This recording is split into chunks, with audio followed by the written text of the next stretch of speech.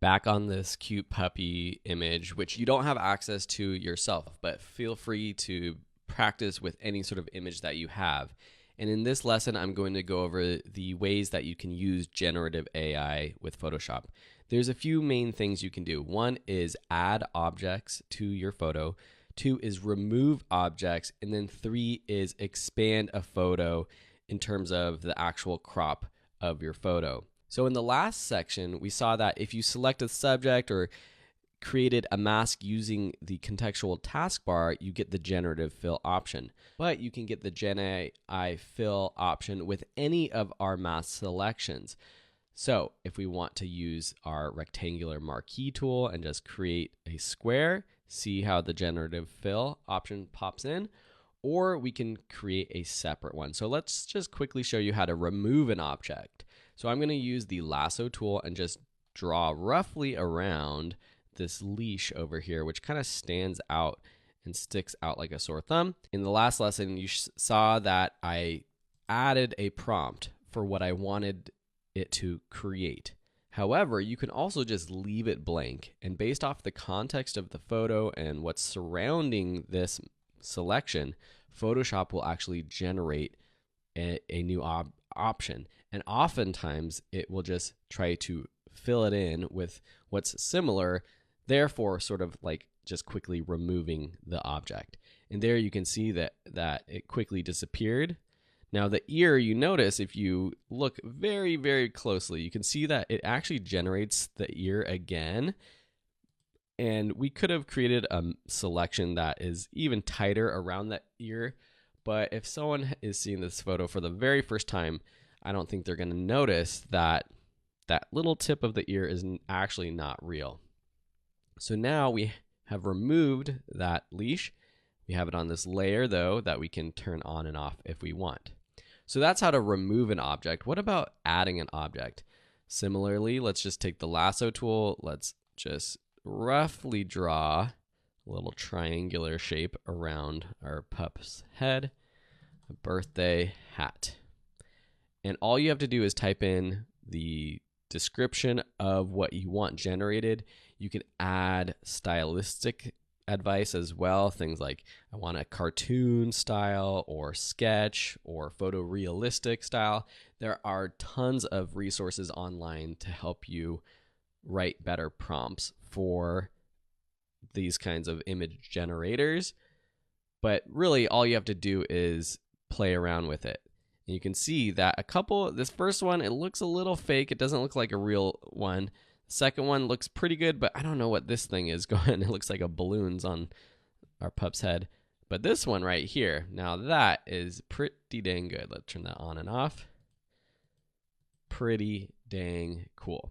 Now let's go to another realistic reason why you might want to use this. So say you're doing real estate photography and you want to actually be able to add like artwork to the wall or maybe something on the television.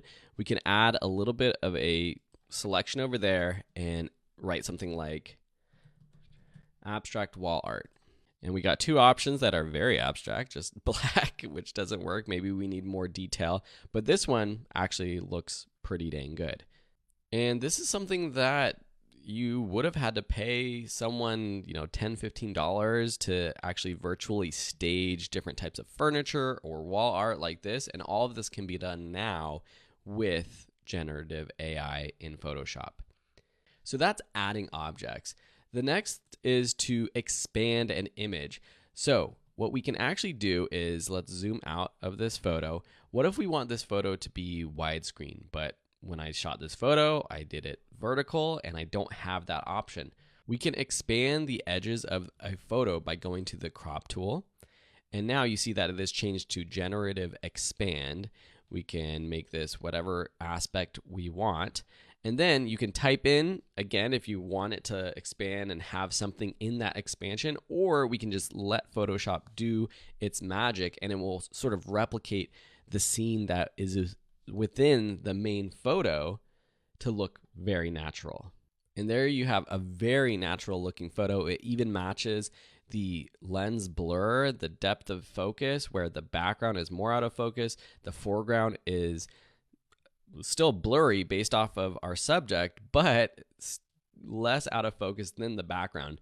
I mean, this is, you wouldn't even second guess a photo like this first one right here. That looks freaking amazing. So that's how you can actually expand the edges of a photo. So those are the three main ways to use generative fill: by removing objects, adding objects, and expanding a photo. However, you can just be completely creative with it, whether you're working with another photo or image, or if you're on a blank canvas and you just want to create something from scratch. So all you have to do is select any of the selection tools as we've seen before, make your selection, and now you can describe what you want. A cartoon sketch of a chicken dressed like a ninja.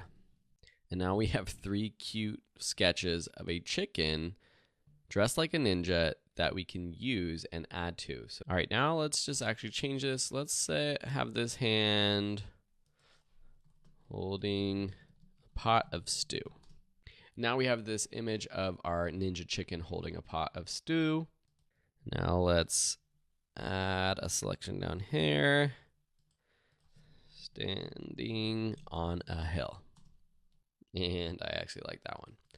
So you can imagine how creative you can get in your designs. Now this is sort of a cartoony sketch, but as I mentioned, you can add to your prompt the stylistic elements that you want to include, whether it's photorealistic, a charcoal painting, whatever it is, it can actually generate that for you. And just to show you a quick example, I'm just going to select the entire image and I will say a painting of a beach inspired by Van Gogh's Starry Night art. So here we have a few options that are pretty dang cool, and by now, if you are new to this, hopefully your mind is being blown. These tools are going to be continually updated. In the next couple of lessons, I have a couple of different use cases just to check out that you might want to. These lessons are from when this was a beta tool, but it's still applicable to how you would use it now. The tool has just gotten better and better. The art that's being created in images is getting better and better all the time as well. Thank you so much for watching, and we will see you in another lesson.